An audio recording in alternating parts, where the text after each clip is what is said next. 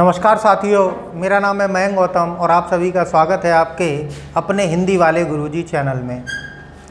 आज बहुत दिनों बाद वीडियो बनाने का मौका मिला है। आप सभी से माफ़ी चाहता हूँ, इतने दिन से आपके बीच मैं नहीं आ पाया। जहाँ से मैंने लास्ट वीडियो बनाया था उसी से आगे हम बढ़ेंगे।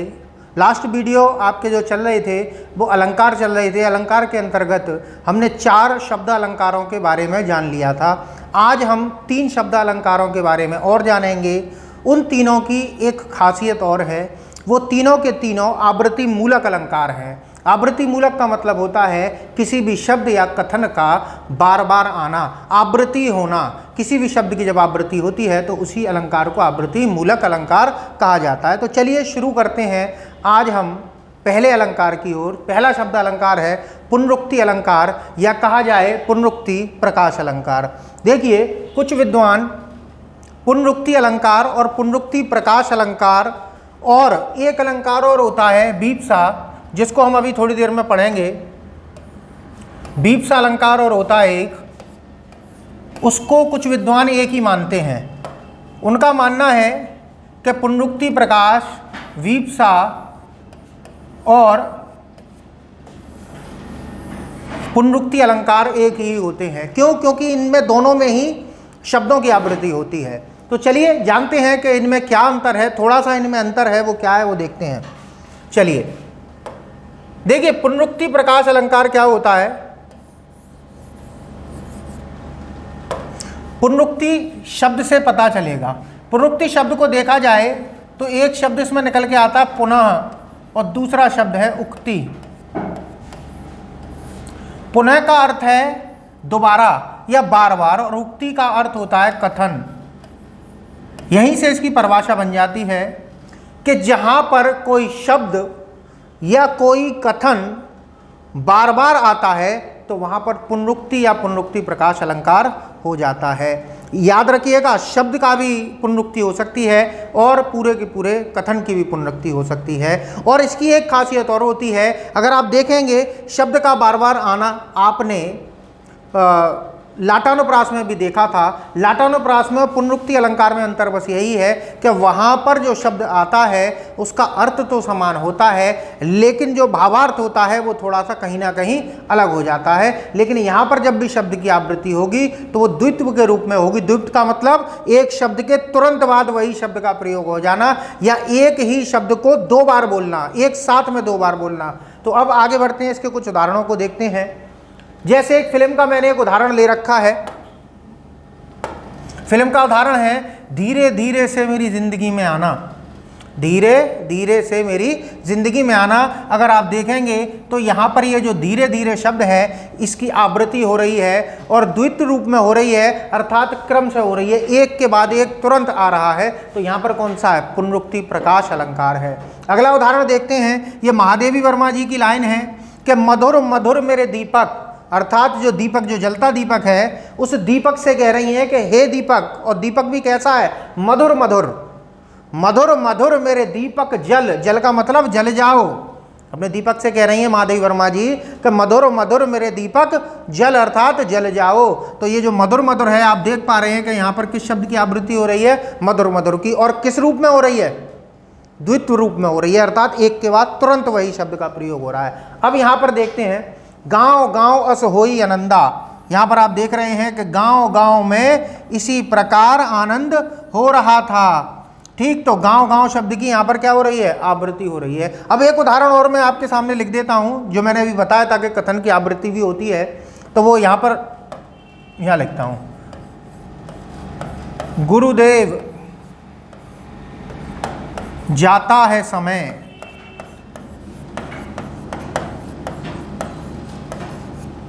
रक्षा करो,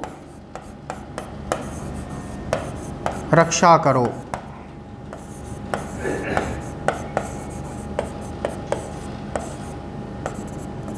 कहने का मतलब गुरुदेव से क्या कहा जा रहा है कि गुरुदेव जाता है समय, रक्षा करो, रक्षा करो। यहां पर देखिए तो आप कथन की आवृत्ति हो रही है। तो मैंने बताया था कि पुनरुक्ति प्रकाश या पुनरुक्ति अलंकार कहाँ होता है? जहां कोई शब्द क्रमशः दोबारा आ जाए तो वहीं पर क्या हो जाता है, पुण्य अलंकार हो जाता है। और मैंने बताया था कि कथन की आवृत्ति भी हो जाती है। तो यहाँ देखिए रक्षा करो, यहाँ पर किसकी आवृत्ति हो रही है, यहाँ पर पूरे के पूरे कथन की आवृत्ति हो रही है। तो यहाँ पर क्या हो जाएगा, पुनरुक्ति प्रकाश। चलिए अगले अलंकार की तरफ चलते हैं। देखिए पुनरुक्ति प्रकाश के बाद में आता है आपका वीप्सा अलंकार। वीप्सा शब्द की अगर बात करी जाए तो वीप्सा शब्द का भी अर्थ होता है पुनः दोबारा आना, लेकिन यहां पर अगर बात करी जाए, वैसे तो वीप्सा और पुनरुक्ति प्रकाश को कुछ विद्वानों ने एक ही माना है। तो जब एक ही माना है तो इन दोनों की परिभाषा भी लगभग समान होनी चाहिए। यहां पर पुनरुक्ति की परिभाषा लगती जरूर है, लेकिन बस थोड़ा सा अंतर है। पुनरुक्ति की परिभाषा क्या थी कि जहां पर कोई शब्द क्रमशः आवृत्ति करता है, क्रमशः का मतलब एक के बाद दूसरा शब्द तुरंत आ जाता है, तो वहां क्या हो जाता है, पुनरुक्ति। अब यही वीप्सा की बात अगर आई जाए तो वीप्सा में क्या हो जाता है कि जहां पर मनोभावों को सूचित करने वाले शब्दों की आवृत्ति हो जाए, खास तौर पर घृणा, शोक जैसे मनोभावों को सूचित करने वाले शब्दों की आवृत्ति होती है, तो वहां पर कौन सा होता है, वीप्सा होता है। तो दोनों में छोटा सा अंतर समझ में आया। यहां पर मनोभावों को सूचित करने वाले शब्दों की आवृत्ति होती है, ठीक है। इसमें देखिए दोनों में थोड़ा सा अंतर जो आया था, यहां देखिए, यहां धीरे धीरे यहाँ कहीं पर आपको मनोभावों को सूचित करने वाले शब्द दिखाई दे रहे हैं, नहीं दिखाई दे रहे, लेकिन यहाँ आपको दिखाई दे रहे होंगे। चलिए इस उदाहरण के द्वारा समझते हैं। हाय हाय, ये देखो ये दिया हुआ है हाय हाय। अब ये हाय हाय हम कब बोलते हैं, जब हमको दुख होता है ना। तो ये कैसे हमारे शोक के भावों को सूचित करने के लिए आया। ये भी एक फिल्म का गाना है, हाय हाय ये मजबूरी, ये मौसम और ये दूरी। तो ये जो हाय हाय शब्द की आवृत्ति हुई है, या हाय शब्द की आवृत्ति हुई है, तो यह कौन सा हो जाएगा, आपका वीप्सा अलंकार हो जाएगा। अगला देखते हैं, हाँ हाँ इन्हें रोकन को टोक ना लगावो तुम। तो कृष्ण की जो गोपियां हैं वो क्या कह रही हैं, हाँ हाँ, अर्थात दुख में बोल रही हैं, हाँ हाँ इन्हें रोकन को टोक ना लगावो तुम। क्या ये कृष्ण जी को रोक लो, इनको जाने की या रोकने की टोक मत लगाओ। अगला उदाहरण क्या है कि राम राम ये कैसी तेरी माया, जिसने पाया उसने खोया, जिसने खोया पाया। तो ये कहा, ये जो राम राम शब्द आया है, ये भी दुख के लिए या घृणा के लिए प्रयुक्त होता है कि राम राम। एक तो होती है राम राम, हम किसी व्यक्ति से कहते हैं भाई साहब राम राम, तो वो राम राम मनोभावों को सूचित करने के लिए नहीं है, लेकिन यहां पर ये जो राम राम है ये आपके मनोभावों को सूचित करने के लिए, जैसे घृणा के भाव सूचित करने के लिए हम करते हैं ना कि राम राम कितनी गंदगी फैला रखी है। तो ये जो राम राम है हमारे मन को भाव को सूचित कर रही है। तो राम राम ये कैसी तेरी दुनिया, या कैसी दुनिया कैसी तेरी माया, जिसने पाया उसने खोया, जिसने खोया पाया। तो बात यहां तक आपकी समझ में आई, ठीक है। चलिए अगला अलंकार की तरफ चलते हैं। अगला अलंकार है आपका पुनरुक्त बदाभास। पुनरुक्त बदाभास, अगर हम इस अलंकार की बात करें तो यहां पर आपको शब्द दिखाई देंगे, एक तो पुनः है, एक उक्ति है, ठीक है, बद है और आभास है। आभास का अर्थ क्या होता है, एहसास। मुझे आभास था कि वह आएगा, अर्थात मुझे एहसास था कि वो आएगा। अब पुनरुक्त बदाभास अलंकार की परिभाषा भी यहीं से बनेगी, क्योंकि मैंने सभी शब्दों को तोड़कर बना दिया।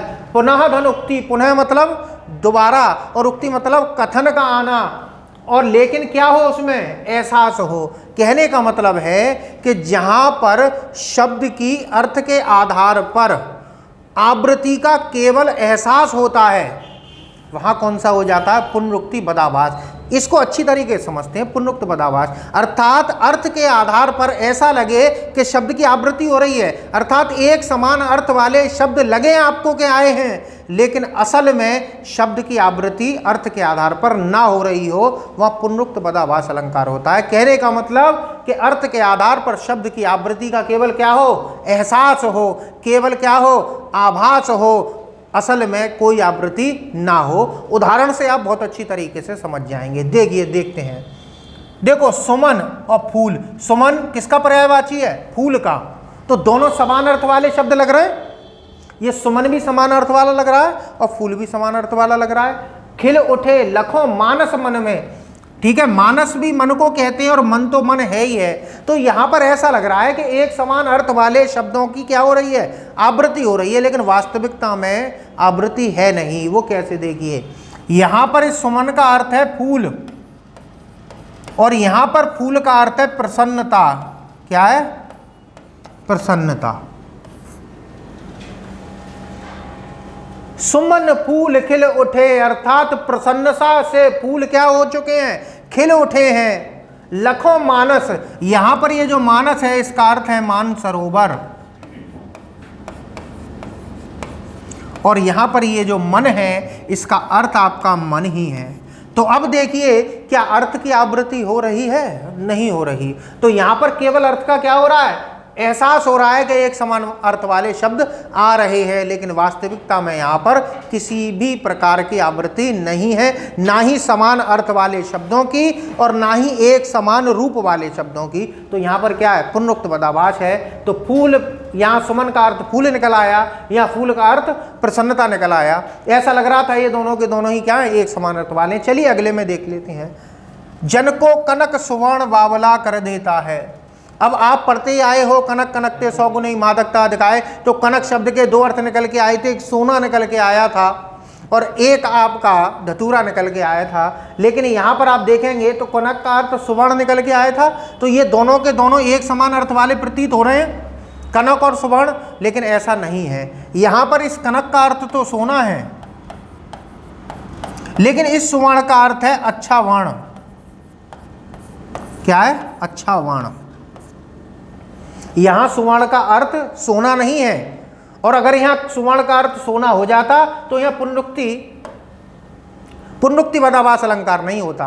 यहां एक समान अर्थ वाले शब्द आते तो लग रहे हैं लेकिन है नहीं। अब यहां देखिए इसका अर्थ क्या निकला, जन को यानी कि लोगों को अच्छे वर्ण वाला यानी कि अच्छी किस्म का सोना क्या कर देता है, बावला कर देता है। तो आप यहां समझ गए होंगे कि यहां पुनरुक्त पदाभास अलंकार है। अगला देखते हैं, अगला क्या है आपका, पहले इसको थोड़ा सा, हाँ जी। अली भ्रमर गुंजन लगे, होन लगे दलपात, इसको ऊपर करो थोड़ा सा, हाँ। अली भ्रमर गुंजन लगे, होन लगे दलपात, जहां तहां फूले रुख तरु, प्रिय प्रीतम कित जात। अब यहां पर भी अगर आप देखोगे तो देखिए एक इन दोनों शब्दों में,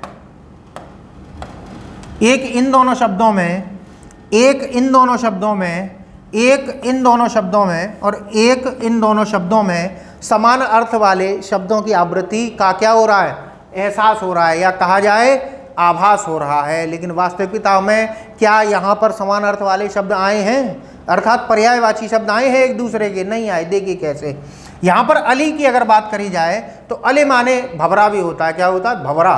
तो यहाँ पर तो भ्रमर दिया ही है, तो क्या इस अली का अर्थ भी भंवरा है, नहीं। ये जो अली दिया है इसका अर्थ है सहेली। क्या है, सहेली। अली माने सहेली, अली या आली माने सहेली, और अले माने भंवरा होता है। छोटी की मात्रा जब लग जाती है तब वो भंवरा होता है। अली भ्रमर अर्थात हे सहेली या हे सखी, भ्रमर गूंजन लगे हैं। गूंजन मतलब भ्रमर यानी कि भंवरे, गुंजन अर्थात आवाज करने लगे हैं। होन लगे दलपात, अब ये जो दल है और पात है, दल माने भी पत्ते होता है और पात माने भी पत्ता होता है। पीपल पात सरिस मन डोला, पीपल पात मतलब पीपल के पत्ता, तो वहाँ पात का अर्थ पत्ते है, लेकिन यहाँ पात का अर्थ पत्ते नहीं है, यहाँ पात का अर्थ है पतन होना। पतन का मतलब गिरना। होन लगे दलपात, अब यहां पर इस दल का अर्थ क्या है, यहां दल का अर्थ है पत्ते।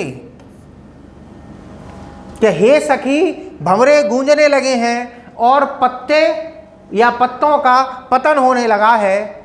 जहां तहां फूले रुख तरु, फूले का मतलब होता है खिलना, फूले का अर्थ क्या होता है, खिलना। रूख, अब रूख की बात करी जाए तो रूख माने भी पेड़ होता है और तरु माने भी पेड़ होता है, लेकिन यहां पर यह समान अर्थ वाले शब्दों की आवृत्ति नहीं है। यहां इस रूख का अर्थ है सूखा, क्या है, सूखा, और इस तरु का अर्थ है पेड़।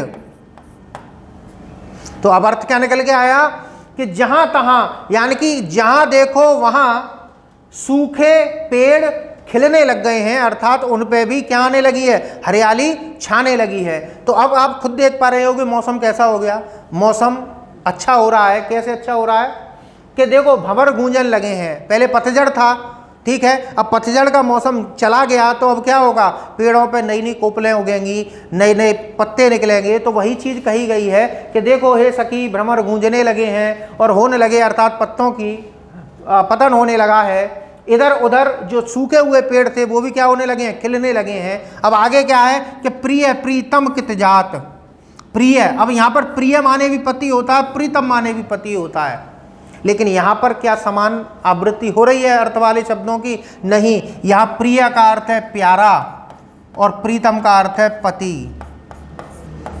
अब अगली लाइन क्या कह रही है कि ऐसे में प्यारे पति तुम किधर जाते हो, या तुम्हारा प्यारा पति किधर जाता है। तो यहाँ तक आपके हिसाब, मेरे हिसाब से आपको एक पुनरुक्त बदाभास अलंकार भी समझ में आ गया होगा।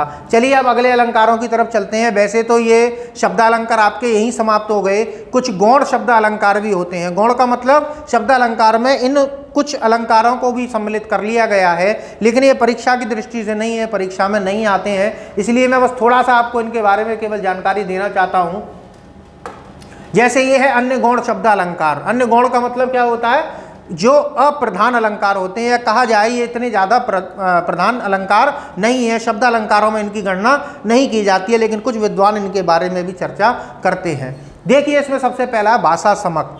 भाषा समक का अर्थ है कि जब कभी काव्य में चमत्कार उत्पन्न करने के लिए विदेशी भाषा के शब्दों का प्रयोग अपने काव्य में करने लग जाते हैं, तो इस प्रकार जो रचना बन के आती है उसमें भाषा समक अलंकार होता है। इसका एक उदाहरण देख लेते हैं। दिल मेरा दे गया दगा करके, दिल, अब देखो पहली बात तो दिल ही विदेशी भाषा का शब्द है, दगा ये भी विदेशी भाषा का शब्द है, करके बेवफा हो गया वफा करके।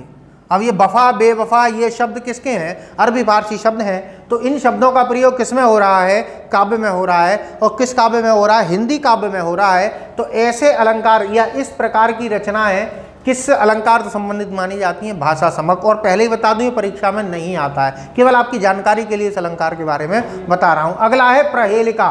प्रहेलिका का मतलब कि जब कभी काव्य में पहेलियां पूछता है और उत्तर भी उसी पहेली में दिया होता है या छिपा रहता है, तो इस प्रकार का जो काव्य होता है उस काव्य में प्रहेलिका अलंकार माना जाता है। जैसे खुसरो जी का एक उदाहरण है, वो देखते हैं। वारा था सब जग को भाया, वारा था जब सबको भाया, बड़ा हुआ कुछ काम ना आया, खुसरो कह दिया उसका नाम, अब बताओ नहीं तो छोड़ो गामा। अच्छा, खुसरो कह दिया उसका नामा, अब बताओ नहीं छोड़ो गामा। कहने का मतलब वो आपसे पहेली पूछ रहे हैं खुसरो जी। अब जब पहेली पूछी है तो यहाँ कौन सा अलंकार हो जाएगा, प्रहेलिका शब्द अलंकार हो जाएगा। ठीक है, अब देखते हैं इसका अर्थ क्या है। देखिए, बारह था जब जग को भाया, बारह का मतलब है जगाना, जलाना। बारना, बारना मतलब दीपक को जब जलाते हैं तो उसी को बोलते हैं दीपक बार दो।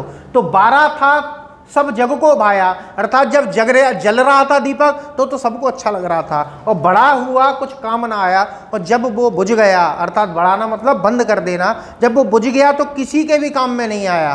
तो असल में इसका उत्तर अब क्या निकल के आया, दीपक।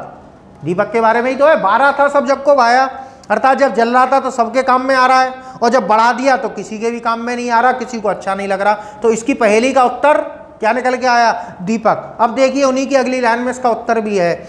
खुसरो कह दिया, खुसरो कह दिया उसका नामा। देखो दिया, ये रहा उत्तर। मैंने बताया था तो प्रहेलिका कहा होता है कि जब काव्य में कोई कभी पहेली पूछता है और उसका उत्तर भी उसी अंक में दिया होता है तो वहाँ कौन सा होता है, प्रहेलिका होता है। जैसे खुसरो कह दिया, ये उत्तर यहाँ दे रखा है उन्होंने, उसका नामा, अब बताओ नहीं तो छोड़ो गामा। बता दो वरना काम को छोड़ के चले जाओ। ठीक है, आपको मेरे हिसाब से ये अलंकार अच्छी तरीके से आज समझ में आए होंगे। अगर नहीं आए हैं तो कमेंट में जाकर आप लिख सकते हैं कि आपको मेरी क्लास कैसी लगी। ठीक है, चलिए अब तो कंपटीशन वैसे भी बहुत ज़्यादा बढ़ चुका है, बहुत बड़े बड़े शेर मैदान में आ चुके हैं, हम तो उनके सामने कहीं नहीं टिकते। चलिए मिलते हैं आपसे जल्दी। ठीक, नमस्कार।